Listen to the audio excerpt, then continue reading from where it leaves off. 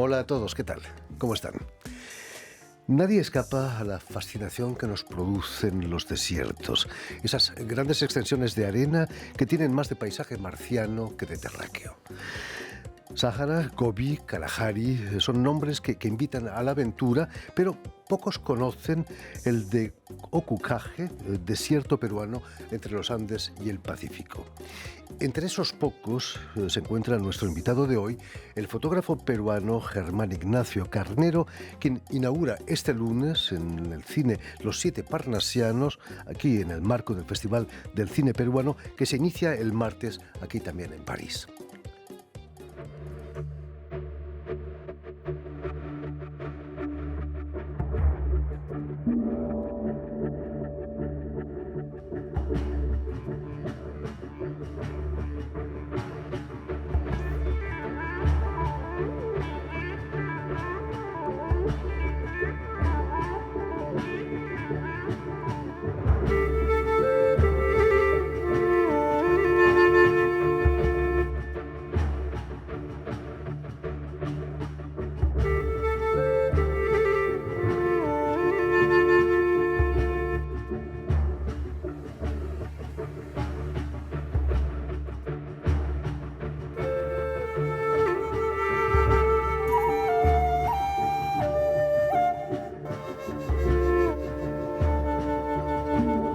Buenas tardes, Germán. Jordi, ¿cómo estás? Germán Un Ignacio gusto. Carnero. Bienvenido a Radio Francia Un gusto estar Internacional. aquí contigo, muchas gracias. En México abundan los desiertos, Chihuahua, Sonora, Altar. ¿Qué hizo que alguien que ha vivido en México se interesara por un desierto, el desierto de Ica y en Perú? Pues todo comenzó justo antes de la pandemia, porque era el año del bicentenario de la independencia del Perú. Y entonces, esa parte del desierto es en la provincia de Ica, ¿no? Hay una reserva que se llama la Reserva de Paracas, ¿no? Y está el desierto de Ocukage, ¿no? Y es un desierto muy increíble porque han habido muchas culturas que han vivido ahí, culturas milenarias, que además son muy misteriosas. Por ejemplo, tenemos a los famosos Nazcas, ¿no? O a los Paracas, ¿no? Entonces es un desierto que tiene eso, es un misterio, por un lado. Y paralelamente, pues también es cuna de la independencia, porque ahí es donde San Martín desembarca en la bahía en la bahía de la Independencia, que ahora se llama, y desembarcan tropas, llegan con barcos, desembarcan tropas, y de ahí se esconden, digamos, ¿no? Porque era desierto, y de ahí salen y liberan luego el Perú, que es el último país de América Latina en ser independizado. No lo pasaron muy bien, imagino, ¿no? Cruzando el desierto. Bueno, hay pueblos por ahí cerca, de todas maneras es un lugar que por lo menos estaban bien protegidos. Sí, no había mucha gente que se aventurara Exactamente, por ahí, ahí estaba, ¿no? Claro. No es extrañar que en el desierto se rodeen películas de ciencia ficción, ¿no? Claro. ¿Se han rodado algunas allí en Ica? Fíjate, no, justamente ahorita el gobierno peruano está, ¿cómo se llama? Tiene un programa que se llama Filming Perú, ¿no? Entonces, justamente la idea es ese tipo de lugares, invitar a los cineastas y productores a que conozcan y vayan a filmar ahí películas, ¿no? Y hagan Germán, por cierto, tú también has trabajado en el cine Sí. como director de fotografía. Ajá. ¿Has hecho alguna película de ciencia ficción, quizás? No. He trabajado mucho en películas mexicanas, ¿no? He hecho mucho foto fija y he hecho cámara para películas, para videos, ¿no? De medicinas tradicionales, ¿no? Entonces, También has trabajado en la moda, he leído, ¿cierto? claro, Eso en la moda es también. mucho menos ecológico, pero mucho más agradable, ¿no? Imagino. Claro, pues es muy agradable el trabajar con modelos, ¿no? Y además, también me gusta los diseñadores, ¿no? Que hacen ropa diferente, que hacen nuevos, ¿no? Cuéntanos, naces en Perú y luego pasas tu adolescencia en México. Exacto, o sea, yo nazco en Perú y a los 4 años nos vamos hacia Suiza con mis padres, de ahí nos vamos a París, después nos vamos a Ecuador, después nos vamos a Panamá, después nos vamos a México, luego regresamos a París, luego regresamos a México, y en México he pasado pues desde los 13 prácticamente a los 30 hasta más, 42 años más o menos he estado así en México, casi más de 30 años. Ha sido mi... Te ha quedado el acento mexicano. Sí, soy muy mexicano. Imborrable, ¿no? Muy mexicano. Pero tus orígenes me decías que vienen de España también, ¿no? Claro, porque mi abuela era catalana, era española. Dios santo. ¿No? Y y entonces ella fue en la Guerra Civil, la deportaron a Francia, estaba en un campo de concentración y se va a México cuando Lázaro Cárdenas abre las puertas, ¿no?, a los refugiados españoles, y llegan al primer barco, que es el Sinaya, ¿no?, el famoso barco Sinaya. Y entonces de ahí estuvimos, ahí conocí a mi abuelo, ¿no?, que mi abuelo venía también deportado del Perú. Entonces mi padre siempre dice que él es hijo del exilio, porque justamente ahí se conocieron y ahí él nació, y ahí comienza nuestra historia de la familia en México, ¿no? Ya mis tíos se casaron con mexicanas, mis tías. Entonces ya mi hijo es mexicano, nació en México.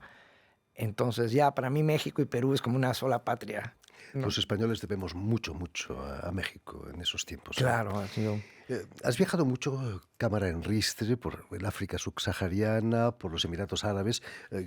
Cada desierto es un mundo, ¿no? No hay dos desiertos iguales. Te has especializado en desiertos, quizás.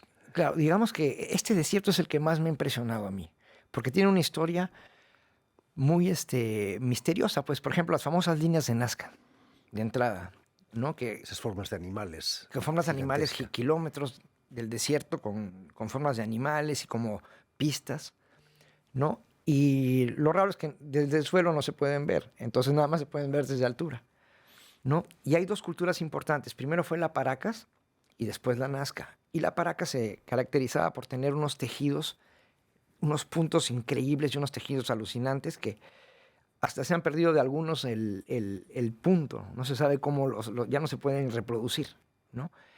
Y dentro de los dibujos que tienen seres como que volando, ¿no? Como que están volando. Entonces justamente es el mismo lugar donde están las líneas de Nazca, ¿no? Muchos años después. Todas esas líneas han dado pie a teorías increíbles. Increíbles, sí. Han sido quizás los extraterrestres que han dibujado esas pistas de aterrizaje, creen que son algunas.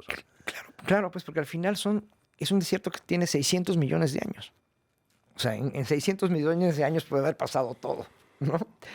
Entonces, por ejemplo, primero fue mar, después fue un pantano, ¿no? Y después ahora es un desierto. Entonces, justamente en las fotos estas, que son 9 fotos, llegas a ver un poco más o menos cada época, ¿no?, del desierto, ¿no? Que lo he resumido. O sea, yo tenía muchas fotos que he tomado, pero fue difícil, tuve que hacer una selección para realmente poder contar una historia, ¿no? Entre pantano y desierto hubo una época donde había árboles monumentales. Exacto, habían árboles. Y esos están todavía ahí fosilizados. Totalmente. Hay, por ejemplo, en una de las fotos, ¿no?, es un árbol que tú caminas encima y pues ves nada más como piedras fosilizadas. Pero ya que te acercas, te das cuenta que es madera fosilizada y que son raíces fosilizadas, ¿no? Increíble, ¿no? Increíble. Ya están ahí y terminas esa parte que es como el borde del mar y después ya comienza la duna, ¿no? Entonces, Pero vamos a la exposición que inauguras este lunes aquí en París. Sí, hoy. El título Principio y fin del absoluto ya tiene algo de esotérico, de misterioso, exacto, ¿no? ¿De dónde sale ese título? Pues es que yo siento que son en 600 millones de años, es el todo, casi, es digamos que ¿qué no ha habido en ese desierto? Entonces, por eso también le puse así, porque es el absoluto, ahí encontramos el todo, encontramos desde restos de ballenas, ¿no? En Ojucaje, por ejemplo, que es un desierto que está lleno de restos de animales, de hace, pues, cuántos millones de años cuando era mar. Y después con la época del pantano, pues ya eran árboles gigantes, ¿no? De 50 kilómetros, porque son inmensos. Lo que encuentras ahí de árboles es increíble. Son grandes, o sea, son gigantes. Se ve que eran árboles gigantes, ¿no? Y después ya fueron cubiertos por la arena, que es un desierto además que tiene el 80% de sal. Imagínate. Si la gastronomía es uno de los atractivos de Perú, la arqueología se está convirtiendo también en otro gran atractivo, ¿no? Claro que sí. Claro que para sí. muchos, Claro, aunque algunos sean ilegales, ¿no?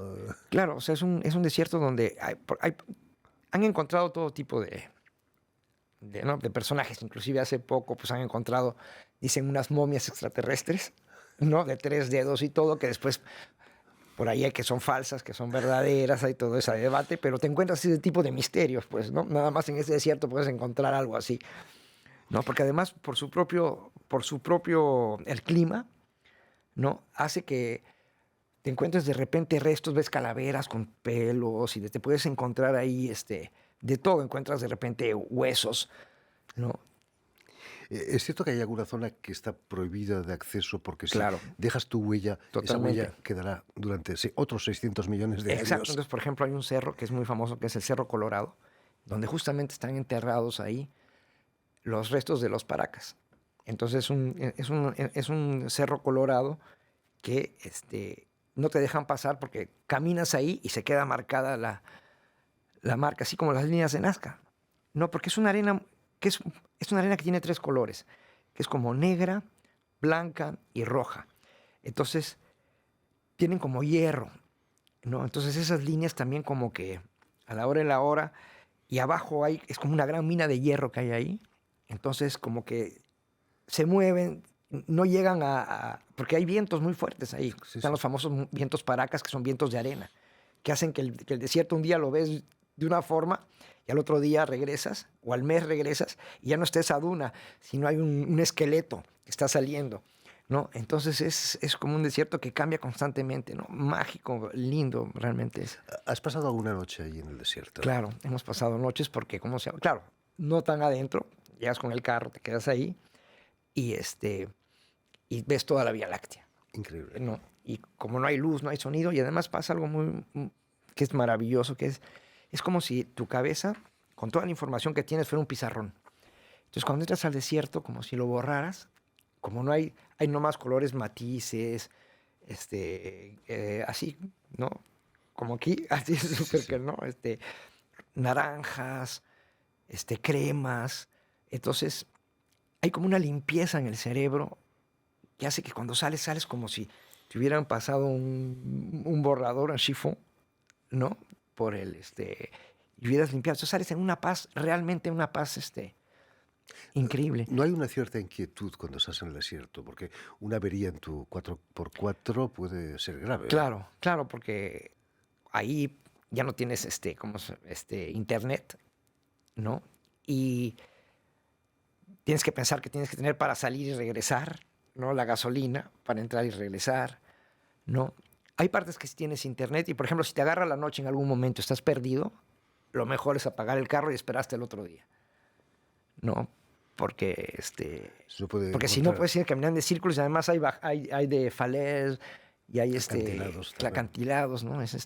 Terrible. Es- El puerto de San Martín de Paracas nos recuerda que el desierto, como tú decías, fue hace 600 millones de años un mar, ¿no? claro, claro. Y Y hay un puerto que es un puerto que ha llegado a entrar en una gran armonía con el medio ambiente, porque no son edificios altos ni nada, sino lo tienen de una manera que los edificios están separados, han pintado todo de colores como del desierto, ¿no? Entonces, sí es un puerto que está haciendo un esfuerzo por estar integrarse. por integrarse, ¿no? Germán, has dicho alguna vez que el desierto, que en el desierto el artista es el tiempo y no tú, ¿no? Claro, Se han creado formas extraordinarias, muchas antropomorfas, ¿no? Con formas humanas. totalmente, totalmente.